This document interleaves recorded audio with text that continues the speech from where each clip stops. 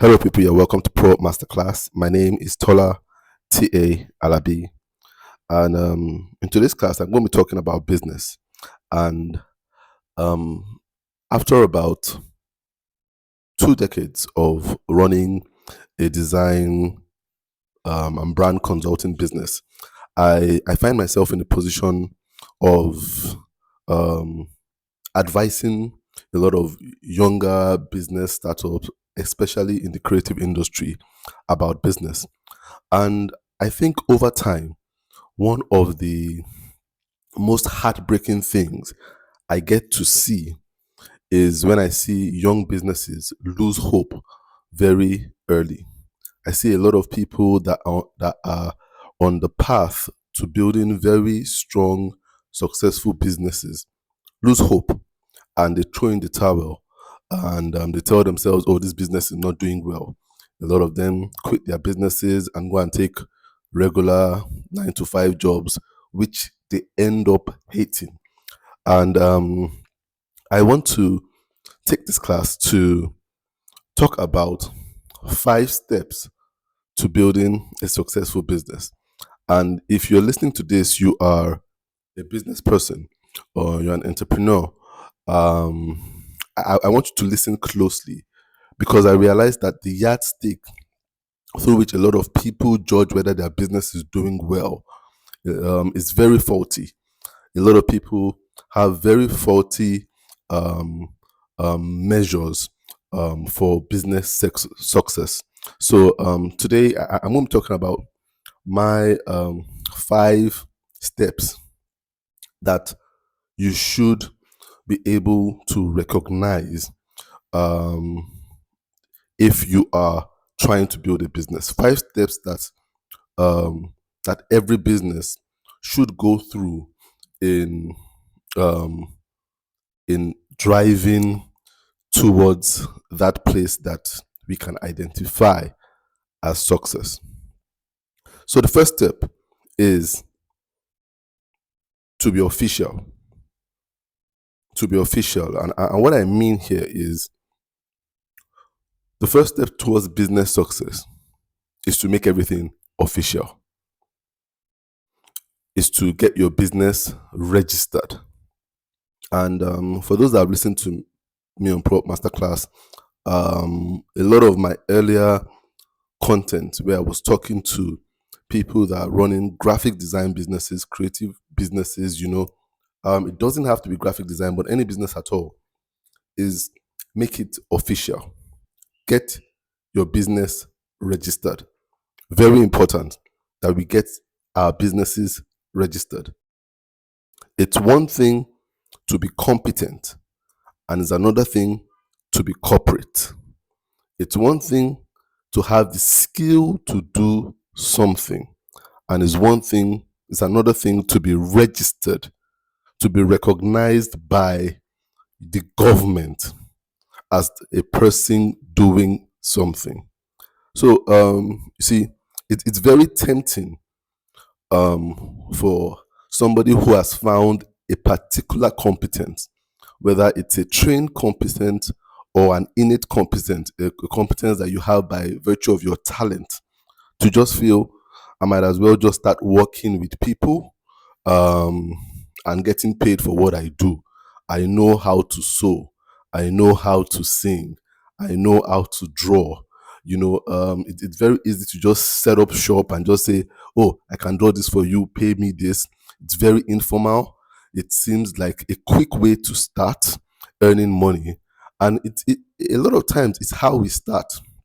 You can start informally, but when if you want to build a successful business, it's very important to go from the informal to the formal.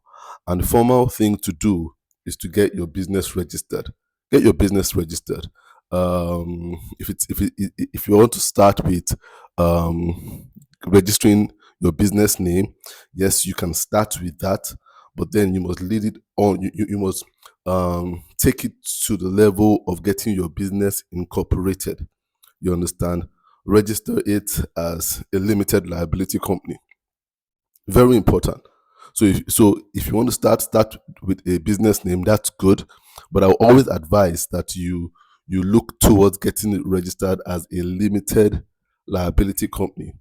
It does a lot, and I'll say this: it does a lot in in positioning you in the minds of your potential clients as somebody who is professional. It does a lot. It does a lot in the way you are perceived. And one of the things about registering your business is that it gives you the opportunity to register a business account. And a big no-no in doing business is having a client pay into a personal account. Having a client pay into a personal account, number one, doesn't give the client a lot of confidence in you, no matter how competent you are. Having them pay into a personal account distorts their perception of you as a professional, no matter how competent you are. You understand? It doesn't. It doesn't. And it's very easy for clients to take you for granted when you are that informal. You seem small, and then you become prey to the client. You become prey to the client. And so a lot of people that I kind of talk to that talk about having problems with their rates, charging, being haggled down to um, a, a rate that they're not very comfortable with are normally people that are not registered. So I tell people this every time: freelancing is not the way to go. You want to get incorporated. You want to make it official as much as possible. You want to get that business registered.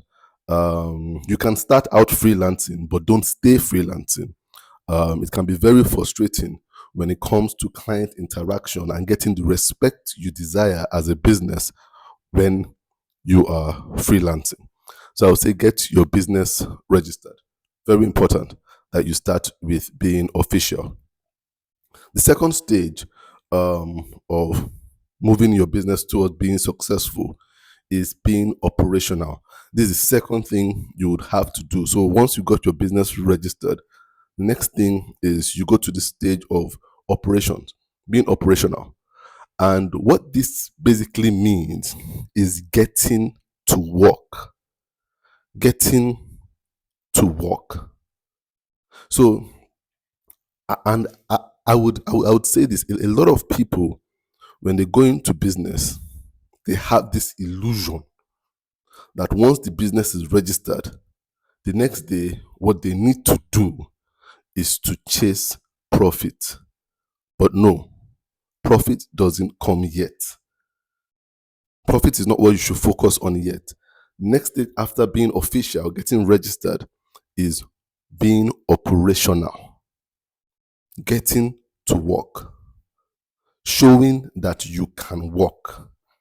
And so, and this stage of being operational is, I would say, give it about a year.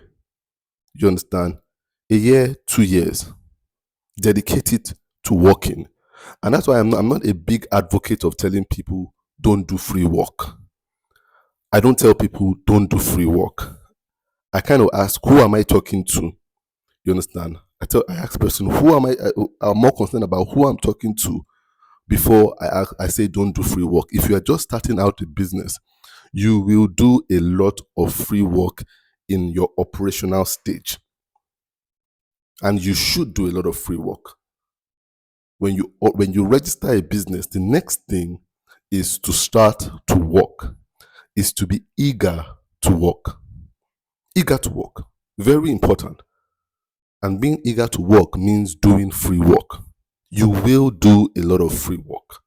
And that's why it's very important to enjoy what you do as a business. Because your ability to enjoy what you do makes it very easy for you to go through these first 2 years of being purely operational. Meeting people and saying, would you like us to do that for you? We will do that for you for free. I will do that for you for free. We would love to do that. You understand? Very important. The operational stage is where a lot of people kind of feel like their business is failing. And it's so unfortunate that I see a lot of people that are just in their second year saying, I have not made profit. I just keep giving and giving and giving and giving to this business. I have not made profit. Nobody expects you to be profitable in your first 2 years. And when I say nobody, I mean nobody that truly matters.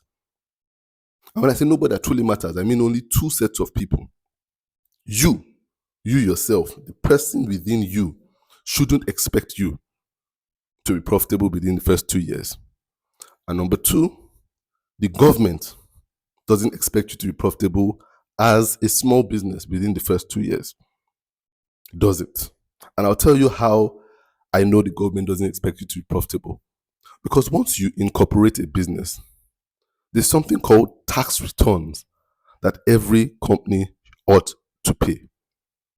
Every company legally should pay tax. But when you register a company, in depending on where you are given tax exemption for a period of time. So you're exempted from paying tax for a period of time. In Nigeria, it's your first 2 years. And I think they've even made it the first 4 years now. I think it's first 4 years. First 4 years, the government is not going to expect you to return anything on tax. No tax return. That means they're expecting you to be operational, but they know that it's hard to be profitable. So they're not going to start taxing you. First 4 years. They do that for small businesses and for businesses that are in sectors like agriculture, because they realize that agriculture takes time. So they know that the first 4 years they're trying to plant your crops. Some crops do not begin to fruit for 4 years. So how do you begin to tax them for sales? The same thing with small businesses. They know that you're trying to get your footing. You are trying to build trust. You are trying to build relationships. Profit should not be on your mind. So take this opportunity to be operational, to do that work you love, to build relationships with people, with clients, to build some level of trust, to test the waters. Take your time to be operational.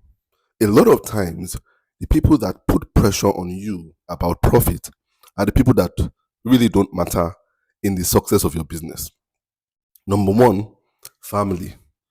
Family is good, but when it comes to doing a business, family can be pressuring and can be a distraction. And that doesn't come because family hates you, because they care for you, they don't want you to fail. So they expect success unrealistically early. A lot of them will say, oh, you've been doing this thing 2 years now, we've not seen anything. You still cannot buy this. You still cannot afford this.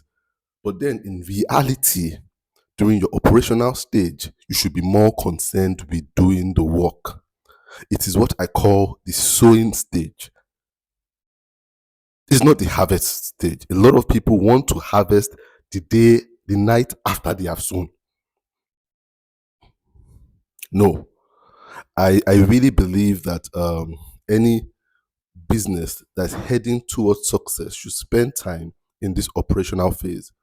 When I started my business, my design business, I went through the operational phase, and I keep telling people I worked with over 100 people doing over 200 free jobs. Over 200 free jobs. I was always busy, but then I wasn't making any money. And it was very frustrating for my family, because Tola is always working, but yet he's not able to pay these bills. He's not able to do this. It was very, very frustrating that it seemed like the business wasn't making progress. But then it was the operational stage. And to be honest, I learned a lot and built my portfolio in the operational stage. I formed a lot of the long-lasting business relationships I have today in the operational stage. So the operational stage is very, very important. Don't let anyone pressure you to jump in or skip in the stage. Now, after your first 2, 3 years of operations, then then you're expected to be profitable. Then you're expected to be profitable. And the truth is that if you've gone through your operational stage well, it's easy to be profitable. Then it's easy to put a markup on the work you're doing because people have tested it, they've seen it's good.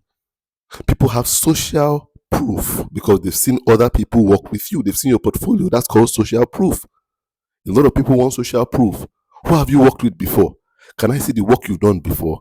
And the more work you've done during your operational stage, the more social proof you build and the more confidence people have in you. And the easier it becomes for you to put a markup and say, I want to have X amount more on doing this job. That X amount you put on the work you're doing is called your profit. And it's very, very, very hard to do that in the first 2 years. Very, very hard. But by the time you've pulled, you've proven yourself in your operational stage. You've built relationship. You've delivered. It's very easy for you to begin to charge more and to include your profit in this. Now, one thing I want to say about this profit stage is start slow, start small. A lot of people try to make up for all they have lost in the first 2 years. I think this is a very bad idea. This is where people will kill their businesses. So they go from free to being very expensive. It doesn't work that way. You need to take it slow. Remember, with profit, you increase with time. So you need to take it slow. Take it slow. You would always increase your profit the more your social proof increases. So remember, you want to build your portfolio, build more relationships, and slowly add on profit. At this stage, it's going to feel like this business is not worth it. I've been doing this for about 4 years right now. I'm only making a little profit, just a little profit on this. It seems like you are retarding compared to your mates that are working 9 to 5 jobs, and if some of them have experienced promotion twice. At this stage, 4 years into their job, they're able to afford things that you cannot afford. But that's fine. Because remember, the business lane is very, very different from the employment lane. Very different. You understand? So one sprouts very early and one takes a lot of time before anything sprouts up from the ground. So and this way I cannot overemphasize, you need to enjoy the business you do. For those who enjoy what they do, it's something they are very passionate about. It's easier. It's easier to stay the course. It's easier to stay the course. And one advice I would give here is to also check your association. As a business person, a small business, an entrepreneur, you want to have a a um, a a family, a tribe of other people that are entrepreneurs like you. If you're an entrepreneur and you have a friend, a circle, friends or circles of friends that are employees working in places that pay very good salaries, you're going to be frustrated. You're going to be frustrated. You end up being jealous, envious. The chances of you quitting very, very high, very high. So you need to put yourself in that environment where you see people that go through the same struggles that you go through, and then that makes your world look somewhat normal. Very important. When I was doing business, it's what saved my life was the group of friends I started to have. I had to change my friends. I couldn't be hanging out with people that I went to school with that had 9 to 5 jobs, working in all companies, working in banks, working in multinationals. I couldn't because it was very easy for me to compare my progress with theirs and think I was not making any progress at all, while in actual fact, I was. So after your first 2, 3 years of being operational, you go into your profit stage, you understand, and when you start making profit and increasing your profit with time, and this is when you start making payment, tax returns, and this is where you need to know someone in FIRS if you are living in Nigeria, the Federal Inland Revenue Services, that should guide you on how to make your yearly tax returns. Very important. In Nigeria, it's very complicated, very hard to understand on your own. I realize that if you're abroad, it's very important for you. They make you understand this thing. You can do your tax returns on your own. Nigeria is very it's a very it's it's hard to understand. You understand, very hard. So it's important that you find somebody working FIRS that can put you through. Talk to a lawyer, have a lawyer that you can talk to that advises you, puts you through on how to do this tax payment. Very important.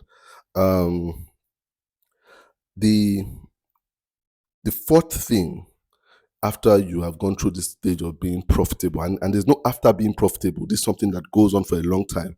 But then you've been profitable for about 5 years right now. So 2 years profitable, 5 years. I think after your fifth year, it's very important that you move to a stage of being scalable. Scalable. And this is where people get this word scaling wrong. And this puts a lot of pressure on business people thinking they're not making the progress they should be making because they think they're not scaling. Everybody's saying you need to scale up, you need to scale up, you need to scale. And some people think, I just can't scale because what they see scaling as is getting bigger. But scaling is not necessarily getting bigger, it is growth. And you might say, what's the difference? Isn't getting bigger growth? Yes, getting bigger is a type of growth, but growth can also be in your output. Scaling basically is being able to increase your output and shorten your time. Increasing the ability to increase your output and shorten your time is what is called scaling. It's not your ability to employ people. It's not your ability to have an office and 2 other branches. No, it's not that. It's not your ability to buy company cars. No, it's not that. It's your ability to increase your output and shorten the time it takes for you to deliver the job. That's what scaling is. That's what it means to be scalable. So it's not about having branch offices. No, it's not about employing 100 people. No. See, that could be a way of scaling. It could be a way of scaling because the truth is, usually when you employ more people, you should be able to produce more. But this is where a lot of businesses fail because some people that are not able to manage and employ people, and the business totally collapses.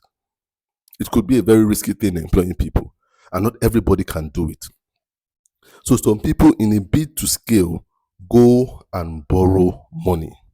And I think this is a death trap. Going to lend to scale. You scale a lot of times from your profit as a small business.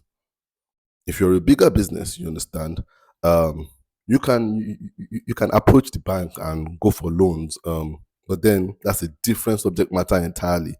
But then as a small business, I would never advise you to borrow to scale. You understand? So I'll never tell you to go the scaling route of employing more people because a lot of people cannot manage salaries. Salaries is a very, very technical thing. When people start paying salaries that they cannot consistently pay, the business begins to fail. So, but this comes from a faulty mentality of what scaling is. Scaling is not um, is not necessarily employing more people. Number one way of scaling without employing more people is expertise.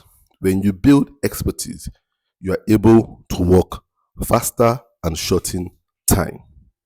Expertise is built over time. And that's why there's that operation stage that I talked about earlier is very important. A lot of expertise is built during your operational stage. Very important. That's why it's so important to go through the operational stage. When you have expertise, you'll be able, just by the sheer fact that you are doing this thing daily, you'll be able to do it faster and turn over faster. You understand? So you can cut time and deliver more. When I started doing logo design, it used to take me a long time to do it.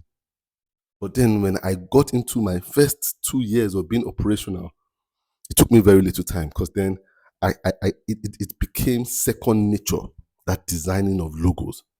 It became second nature. So it took me shorter time. Expertise is one way of go scaling. When it gets to that stage of scaling, you build so much expertise that it doesn't take you as much time to do this thing. The second way of scaling without having to build 2 branch offices and hire 100 people is going the route of getting support staff.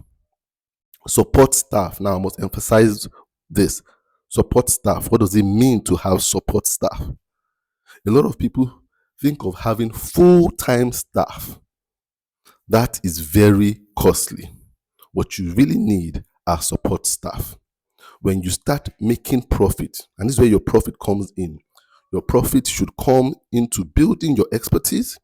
And what that might mean going for courses that allow you to be better, getting books, getting materials, that allow you trainings that allow you to be better. That's what your profit goes into, not into salaries. If your profit is too small, you don't put your profit into salaries. Put it into building your expertise. So when people say, how much should I charge as a profit? What your profit, when you as you increase your profit, think about what are the things I need to get that allow me to be better at this thing so that I can become scalable. Number 2, who are the support staff that I desire to work with and how much do they require that I can put into my rate? That's how you increase your profit, not what kind of car do I want to buy? What kind of shoes do I want to buy? No. Remember, when you have profit, you want to put it into scaling. So you think of, what do I need to improve on myself in terms of my skill and capacity, and who are the people that can support this my skill to make it come out that I can produce more in a shorter time. So you think of support staff and you put your profit into that. Now, when I started working as a designer, focusing logo design, I realized that a lot of people used to come and say, do business cards. I used to design business cards, design letterheads, but then people wanted production too. But I didn't have the money to set up a print press. So I needed a support staff that was into printing. It took a while for me to find the best printer, a lot of trial and error, but then I found a printer with whom I worked with for over 15 years. He was my go-to person. We are very close friends today, but he started as a support staff. I couldn't pay him on a monthly basis. But then whenever I had business, he was the person I went to. He was a support staff. And I asked him what his rate was. And I respected his rate and included it in my rate whenever I was charging a client for production. So he was support staff. I paid him his money. It was included in my rate with my profit. Do you understand? And that's how I got to work and scale. So I was able to produce very easily. I got another person that was able to do signages. There's no way I could invest in signages from my own personal profit. I had to get a support staff who was already in the business of doing signages and doing it well. And so I had to include him in my rate. So that's how you work. You do not have, a lot of people feel when clients have asked for things, they need to set up shop doing that thing. No, you need support staff. Very important. Support staff. People that can support you on a project to project basis, not on a salary basis. That puts a lot of pressure on a small business. And that is not the way to scale as a small business. Another way to scale as a small business without having to employ so many people and have big office spaces is automation. Automation. And what that means is having a process or a structure that allows you to cover, to do a particular activity one time without having to reinvent the wheel again when that activity comes your way again. So, what I mean is, when I was working as a designer, I had templates. I had templates after years of working on particular things, brochures, business cards, letterheads, envelopes. I had the templates. I didn't have to go and remeasure these things again. I'd measured them so many times. I knew what the standards were. I had made mistakes and I'd corrected them, and I knew what the foolproof template was. So I had templates. So then it became very easy within a short time to design some things. It was just changing information. They were already automated processes. So you must think of how to automate. By the time you are doing your operations, you realize that you begin to do particular processing. Oh, this is a process. Oh, I must put this thing down in a way whereby all I need to do is bring it out of the fridge or out of the freezer and use it again. I don't have to make it from start. Automation makes scaling very possible for a small business. So when you have automated processes, you are able to cut time and increase productivity without having to hire too many hands. So scaling is the next step. Scaling is very important. Think of scaling by the time you've got into your 5th year. You must be very intentional about scaling. Do not eat your profit. Scale with your profit. 5 years into it, people think, oh, okay, I'm starting to make some profit, and people become very greedy. They don't think of support staff. They don't invest in their expertise, and they don't have automated processes. If you need to buy a software to allow you do your accounting automated, so whenever people are asking for received quotation, you're not having to do a Word document, an Excel document from the beginning again, or hire an accountant. You understand? So automation, very important. But then you have to invest in it. It will cost you some money. So when you get into your 5th, 6th year, very important that you invest in scaling. Now, the last step toward being a successful business is staying. Staying. Staying. STAY. Stay. You need to stay the course. I realize that a lot of people, when they get to this stage of scaling, they started making some profit. It seems like the business has a life of its own. Immediately, they start to stray. They start to stray away from their businesses. This is a bad thing. Don't stray. Stay.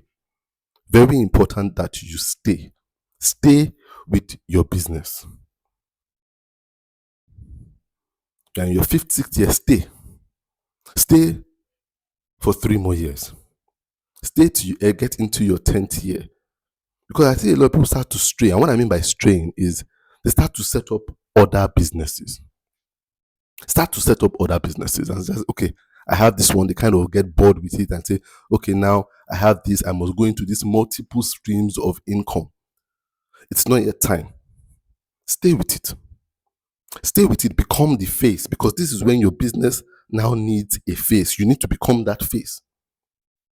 Let your clients see you as the face of your business. Let's say you've been scalable for 7 years now. Stay 3 years. Let your clients see you as the front desk person, the front man. Keep talking about it. Let them see your face. Become the brand. Become the brand. Become the brand. Because it's very easy for businesses to fail even after 7 years, because the owners stray.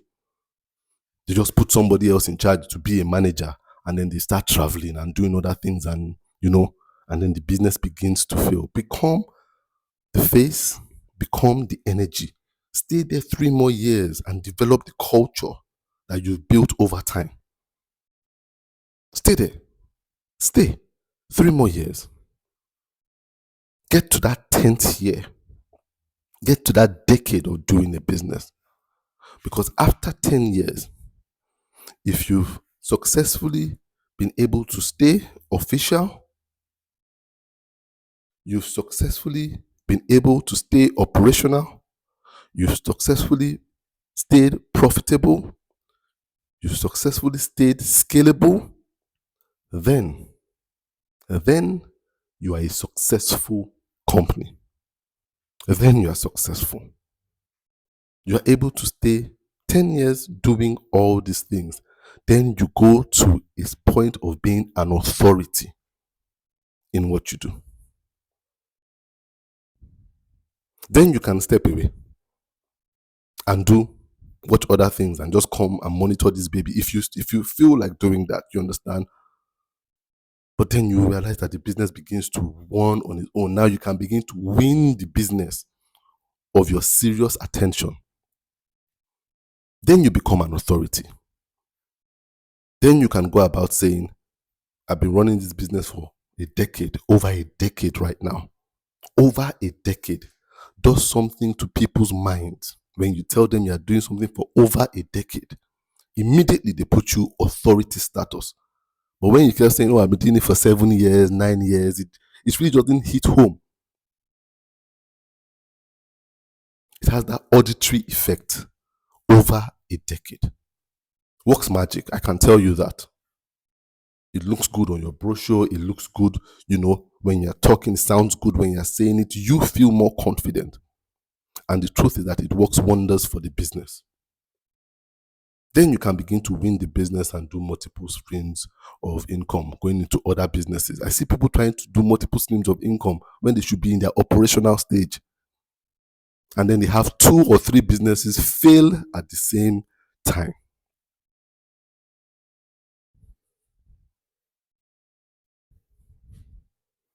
Do not confuse a profitable business with a successful business.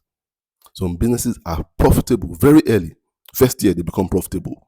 They get their first multi-million naira project where they make millions in profit. It reminds me when I started doing design. I was in Abuja and there were not too many design businesses in Abuja. So I was a small business, but there was other business doing the same thing. But they were much bigger office, a lot of staff.